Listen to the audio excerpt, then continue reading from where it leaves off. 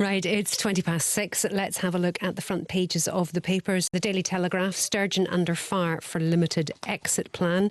Nicola Sturgeon was yesterday accused of keeping the public and businesses in the dark over her route out of lockdown after publishing what the paper describes as a partial timetable for a very limited easing of restrictions up until the end of April. It says all areas of the country will initially move back into level 3, allowing non-essential shops and hairdressers to reopen.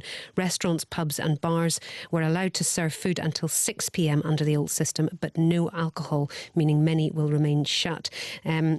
Ms Sturgeon is urging Scots to stick with it. She said further details would be provided in mid-March, and she defended the lack of detail beyond April.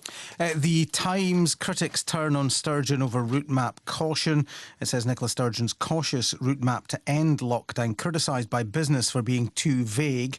It says business leaders and hospitality bosses were left, in quotes, defeated by the announcement. They quote various people, Tracy Black of CBI Scotland, saying the update was a small step in the right direction, but there was considerable uncertainty over how and when businesses could reopen. Stephen Montgomery of the Scottish Hospitality Group raising concerns about promises of better days to come without the detail or confidence to plan for them, as he puts it.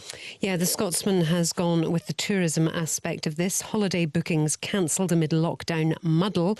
In inverted commas, it says tourist industry blasts uncertainty as Scotland is left lagging behind England. It says tourism leaders have accused Nicola Sturgeon of creating a muddle that leaves the industry in Scotland lagging behind our colleagues south of the border. The Herald, outcry over Sturgeon's too cautious lockdown exit plan, too cautious being in quotation marks. The paper says 4 people from 2 households are set to be allowed to meet up outdoors from the 15th of March, but the First Minister warned domestic travel restrictions are essential and are likely to remain for some time yet. The paper says that ends hopes of family reunions across different local authority areas any time soon. And on the front page of the Express, Sturgeon exit plan offers no hope. It says there's anger at the lack of detail in the roadmap for leaving lockdown. The P&J, again focusing on the announcement yesterday, it says disappointment as Nicola Sturgeon fails to outline clear roadmap out of COVID. They've got a quote on the front page, but when can we hug our loved ones again? They've also focused on Alex Salmond. Salmond calls off appearance in evidence row, says the P&J. Meanwhile, the Daily Mail focusing on a quote from the Scottish Conservative leader Douglas Ross. Their headline, stench of a cover-up. It says that Alex Salmond pulled out of appearing before a Holyrood inquiry amid allegations of a government cover-up.